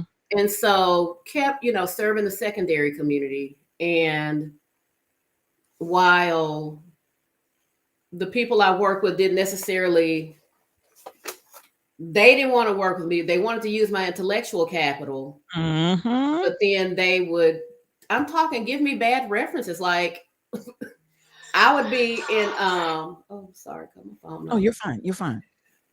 I would make it to like the top, like, let me just send as an example. I made it to the top 2 for Metro Nashville Public Schools for a position at their central office. But my people here giving me bad references. So made it to the top 2 for another assistant superintendent curriculum position. My people are giving me bad references. So God really was like, Datie, stop. Mm-hmm. That is not where you're going to be impactful. You're going to be impactful where I place you. Come through. And that is a lesson I learned in that. And even during that time, spiritual thought leader, I'm talking favor was being shown. The newspaper reporter would be like, hey, off the record, you're doing the right thing. You don't have to respond. You've done nothing wrong. We know you haven't. I'm just doing my job asking you these questions. Wow. That kind of favor is rarely shown. Come through. I would be at the doctor's office. I'm talking about OBGYN, like, you have people supporting you you have no idea about. Just little stuff. And so stayed there 4 years. So last year, 2020, going into the pandemic, my contract ended. So, hey, they threw deuces to me. I threw deuces to them. Mm-hmm. Back to my superintendent, the one who I really got along with. There was a position, the one I'm in now. He was like, hey, he called me. He said, I'm going to put in a word for you. This is what I told him. I told him, just let you do what you do, to be okay with what you say, that you mean well, just to leave you alone. I said, okay, thank you. And so my present superintendent and I went through the same doctoral program. And so we always have this running joke that the lady who was my dissertation chair, everybody wanted her, but she wouldn't take them. And so once I got through, she was like, Datie, I'm waiting on you. Like when you finish, I'm retiring. Yes. And so there's a respect factor there. He understands what's what. Uh-huh. He understands what to bring to the table. He understands the need for appropriate engagement, and not just appropriate engagement, but just to, I see DJ Classics in here, who's also an educator, supervisor, was in her career, but just the need to be able to make connections and ways between the school and home and with parents. Mm-hmm. And do it in a way that not just matters, but say, for instance, yesterday I had to have hard conversations with parents. They had my nerves so frazzled, spiritual thought leader. I was like, they went from cussing me out, calling each other, calling me back, being nice, to cussing me out again. And I said, you know what? This is about your child. Mm-hmm. If we don't get it right for him, it's not going to be right. Mm-hmm. So he's going to have to take this consequence. And I think the best gift you can give him right now is one of accountability. Mm-hmm. Come through. And so, I love it. I love it.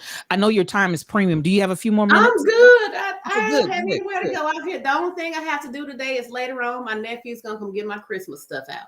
Okay. I respect your time. I have nowhere to go right now. I'm good.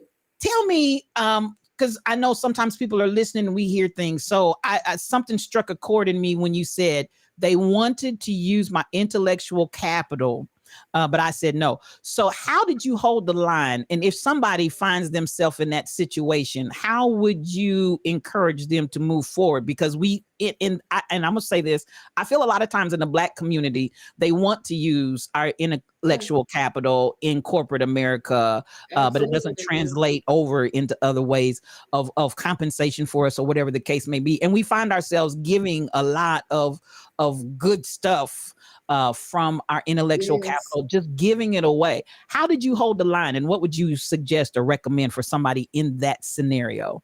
So, in a nutshell, in the world of education, we don't always have the luxury of preserving that. What you share is what you share. Mm-hmm. And it would really bother me. One of my friends, I would talk to him and his wife, and I'm like, they always biting off what I'm saying, always doing this. And he finally said, Datie, look, if God gave you that idea, he'll give you many more. Let them have it. Yeah, let them have it and move on. And that is what I end up doing. I'm talking, I can remember, hey, Paul, I see you. PMAC 8271 is my cousin. Awesome. Hey, I see you. And so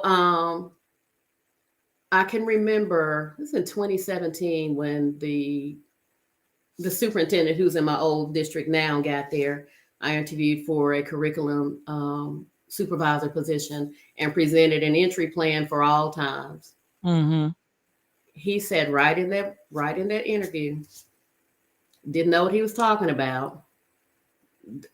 Didn't understand the scope and sequence, but I tell you who did know.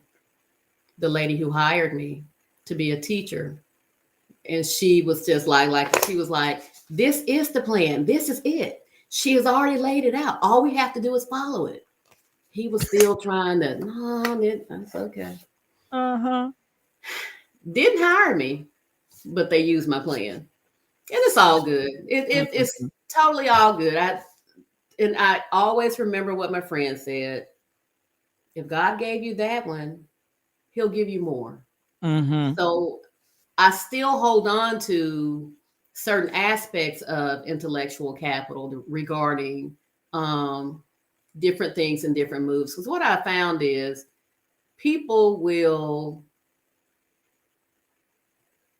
most people really want to see you succeed. It is not that the other people don't. They just don't know how to get to where you are and would rather kick and browbeat you to make themselves shine instead of focusing on the mission. Because in my world, we're all connected by children. But if we're all busy fighting each other, how can we help them? Yes. So how I would recommend one protect and preserve the intellectual capital is understand who you're serving, understand what your purpose is, and don't share until it's time to share. Good point. Good point.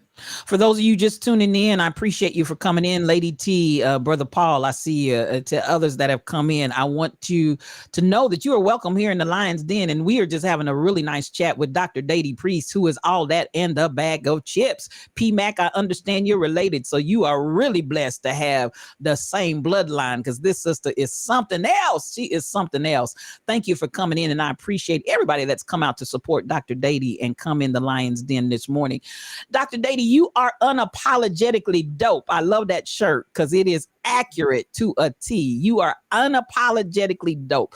Tell us something about Dr. Datie. And I know all of these are elements and aspects of what you do, but tell us something about Dr. Datie.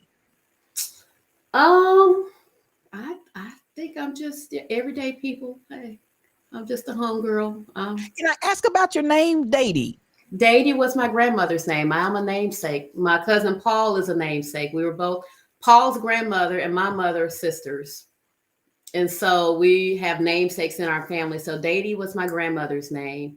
I am the youngest grandchild, youngest child, and youngest grandchild. My mom was one of 13 children. I grew up as I said, I grew up in a single parent household. But also had old school values. And, you know, the stuff the parents say now when they go to work, their kids leave home. My mom, we didn't even have that discussion. And my mama worked at night. And, you know, my siblings were much older. So it was Dusty Sons. I will get to Dusty Sons in a minute. I love it when you say that. So, you know, if she worked at night, she just worked at night. That I stayed at home. I didn't go out and nobody came in, and the neighbors knew, and it just was what it was. That's just, you know, in my spare time, I am a member of Alpha Kappa Alpha Sorority Incorporated, have been for 22 years. So I have volunteered day in, day out with that. Never missed a day of service. That is how I choose to give back. As you said in that great observation, I am more spiritual than I am religious. And just understand that people need to encounter real people. And, you know, it's not even about me. A lot of times I'm getting things from people like, I cannot tell you how many days and times, if I just encounter you, spiritual thought leader, it's just like my spirits are instantly lifted. Oh, bless you. You always come with a practical word. It always seems like I chime in and tune in to you during a time when I'm talking crazy to myself or saying, no, I ain't gonna do this. And you're like, wait a minute. Okay, you're at the door. You better keep not opening. Why are you doing that? Don't do this. You better not stop. And it's like you're talking directly to me. Listen, and I receive all of it. It's so sweet. Thank you. I'm the same way when I come in Engagement Matters. You feed me. That's why I come back, because you feed me. But at the end of the day, Dr. Datie, you are just absolutely phenomenal. So you said you're the youngest, and I'm the youngest as well. There's so many things as you talk. I'm like, man, we got so many parallels that go on here. But you're also a caregiver, are you not? I am with my mom. My mom is 93. My mom actually lives in a facility. So she's in a private room. Actually, when I left, I saw the other day. Now she has dementia, but if you don't know, you're not going to always know. Because she's also a former nurse, so she tells them what to do. And her room is across from the nurse's station. So what a combination for that. Yeah, she ear hustles a lot. And so, you know, when she gets tired of him, she gets tired of him. And so I'm like, okay. Like one time I gone out of town and come back. She had called, my mother, and my friend was the ombudsman for that facility at the time. Rebel. My mama called a meeting with the administrator, the social worker, and the director of nursing. Oh yeah, Miss Priest met with, you know, Miss Perkins. I said, Miss Perkins, she's going ombudsman to a facility. It's like DHR, like kryptonite. Like, do not. I was like, wait a minute, what? She's mad because they were trying to make her take a shower at a certain time. She wanted to take her shower when she wanted to take her shower. I said, oh gosh. Michelle Brown said it's the nurse in us. They just can't help it. They just can't help Look, it. Michelle Brown, let me tell you, honey, she was like, it's just, I'm like, wait a minute, you cannot do this. That is hilarious. But they love her. She loves them. It is like, even like if she had a medical emergency last year and she's had the same 2 nurses forever. And they absolutely, when I say they love her, and it was when I went back to go check. And so, because we're in there, of course, now it's a little bit different. You have to make appointments more now. But we are in there the same way now as we were when she lived by herself. And so the relationships are important. And one time in particular, she had to go to the hospital. And I remember her CNA telling me, she stopped me. She said, look, this whole hall stopped when your mom got sick. Wow. The whole hall. Yeah. Yeah. And so, even through that, when she got back, I'm like, are you a celebrity or something? In her prime, I'm going to guess she was probably a mover and shaker, was she not? In her prime? Still is. She still is. She is. She's a shiner. I love it. I love it. I love it. So siblings, you are in the youngest in birth order. How many more siblings do you have? There are 6 of us, and I have a god sister. So there's 7 of us. Beautiful. Beautiful. And they're all like, my brothers are old enough to be my parents. Really? Okay. Yes, ma'am. So in summer months, they're all military. So I would spend like summer months on military bases or just wherever. So yes, I'm youngest in birth order. Okay. What did you feel were the pros and cons of that birth order? Let them tell it. Is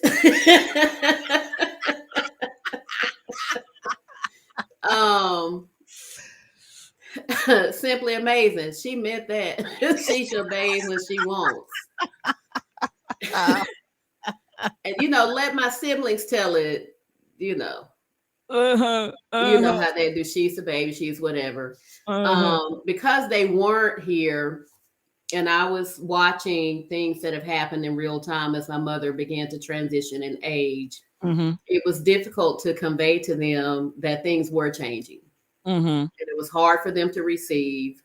So they understand now. And then, like I said, if you don't know, unless you know, you're not going to know. And so the safety issue was the big thing. She was falling, but then she put up a front. Yes. And my brothers would be like, nothing's wrong with mother. She's fine. I'm like, no, that's not true. But she can talk a good game now. Yeah. Yeah. Like when I say she can talk a good game, I'm like, why are y'all listening to her? That is not true. That is not true.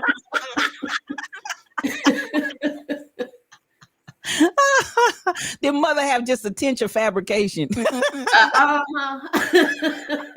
tinge. Just a tinge. Just a tinge. I'm like, you don't even know. Like, why are y'all? That is not true. She's like, Datie didn't know. Why are y'all listening to Datie? Datie just. I'm like, okay. That's funny. But I will say this. She understands when something happened. Nothing happened like a lot major, but because I'm out there a lot, something happened and I had to go out there. And before I left, she said, hey, you're a good little negotiator.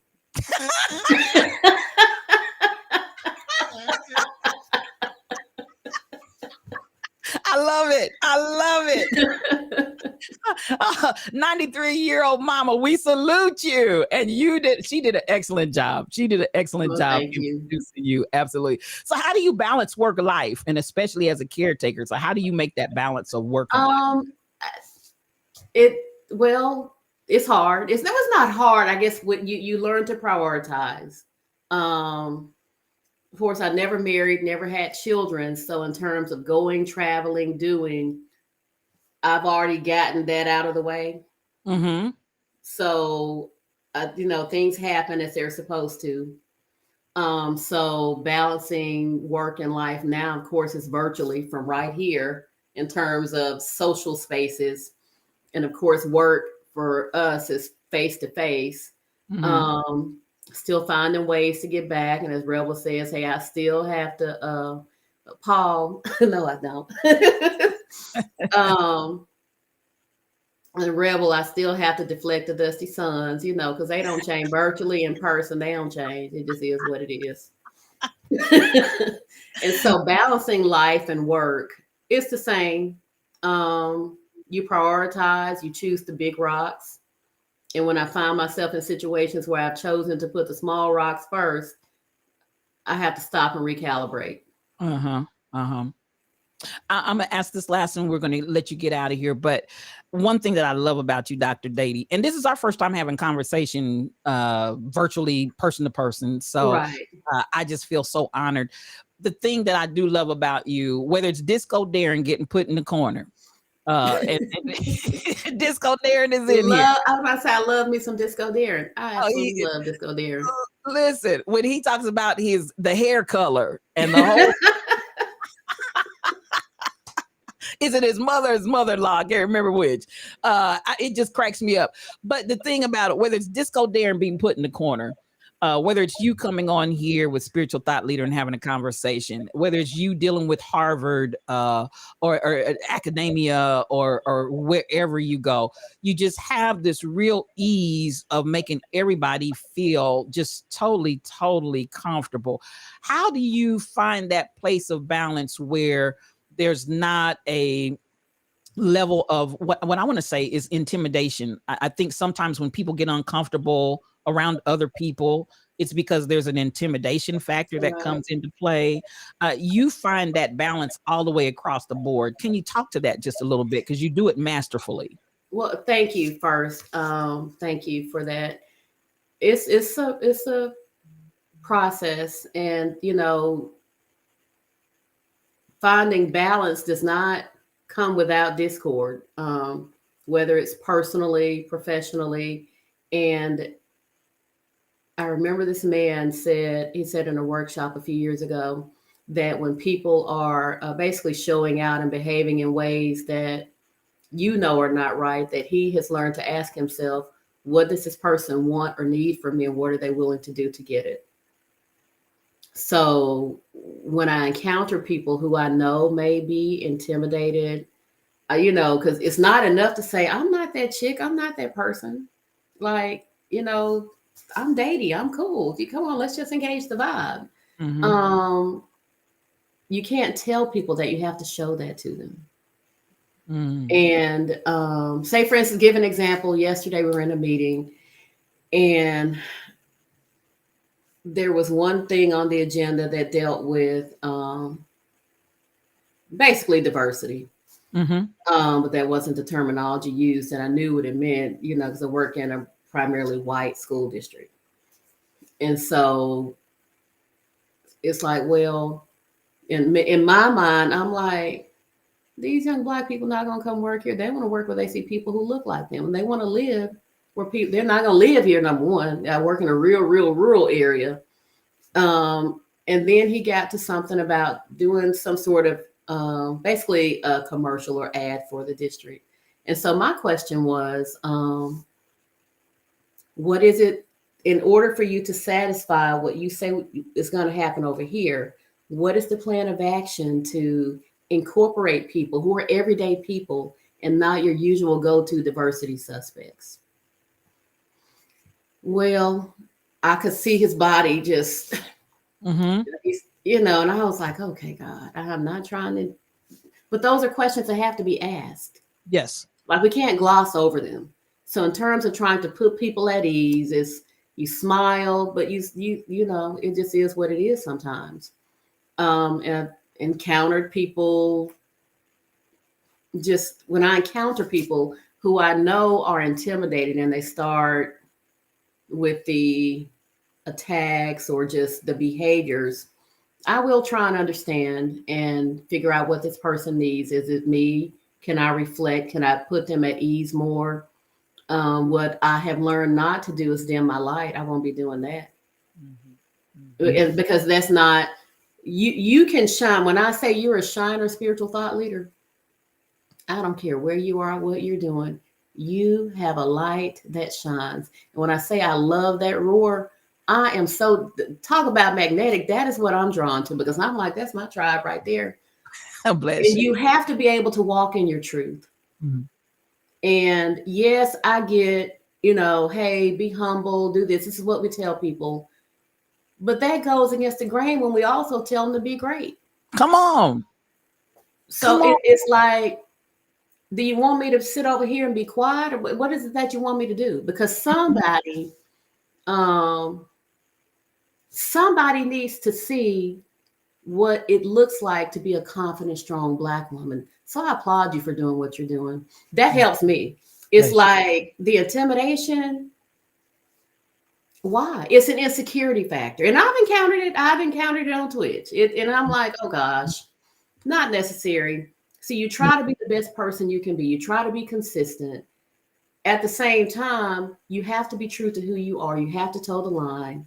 And you have to understand that people are people. And I was talking with someone last night, and it's not about just engaging the vibe. You have to protect your vibe. Come on. That's a And word. that means you understand that you are purposed to be who you are. Whatever your truth is, you walk in it. What is in your lane is in your lane. What is in your hand is in your hand. That is your gift. Come through. Can't be covered in anybody else's gift. I am not technical. I'm the only go-to person for what I know how to do, and that is engage. Other things fall in that, but I'm not a mental health person. I'm not trying to be anything or anyone other than who I am. And if God can allow me to impact and or influence someone in a way that is going to get them through the day, then that is the job. Mission complete. Oh, that's why I love you, Dr. Datie. That's why I love you. Oh my goodness. And I'm not just saying that. I'm telling you right now, my spirit is just leaping. When I hear stuff like that, it just enlivens me. Y'all, you understand why I wanted to bring Dr. Datie Priest to you. She will bless your whole life. She's been a blessing here today. Before we get out of here, I want you to share how people can engage with you. I want you to share your next moves that you have planned where people can participate and support, as well as really just whatever else you want to share with the people. But even that right there, I'm going to feast on that. I'm going to go back and replay that and just feast on that because that's good stuff, Dr. Datie. Thank you. Thank you. Appreciate you. I appreciate you. I appreciate you. Please share. How can they find you? Where can they find you? Next steps and anything else that you want to share on the way out of here this morning. Hey, sure. I am Dr. Datie Priest on Twitch and IG.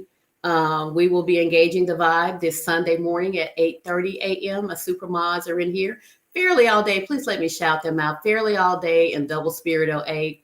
They're not just my mods from Engagement Matters, Spiritual Thought Leader. They are my friends. They've been to my home. When I'm in Atlanta, Fairly come spend time with my family. Double Spirit, we all know each other and, know the family. So met these wonderful ladies in Club Insomnia in the spring of 2020. Wow. And we have connected. And so it's rare as an adult to meet people that you're okay inviting into your circle. And I can say that connection, they have been supportive since day one. So without them, Engagement Matters don't, because sometimes I'm like, what? Engagement Matters really runs smoothly because of these ladies. Yes. Could not do it without them.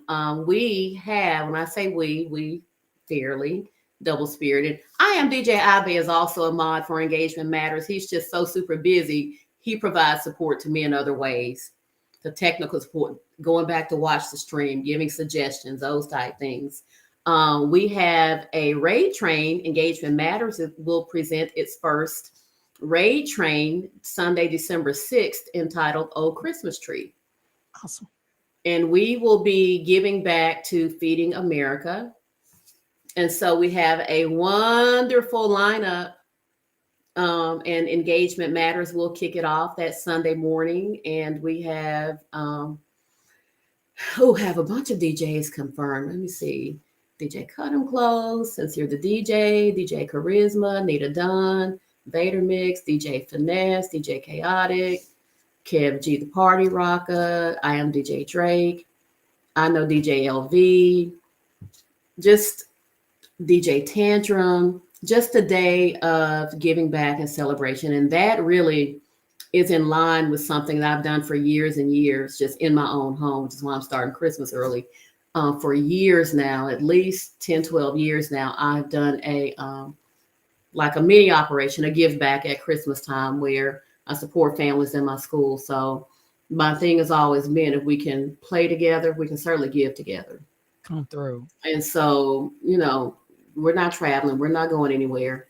And so I have about up to maybe 30, 35 people.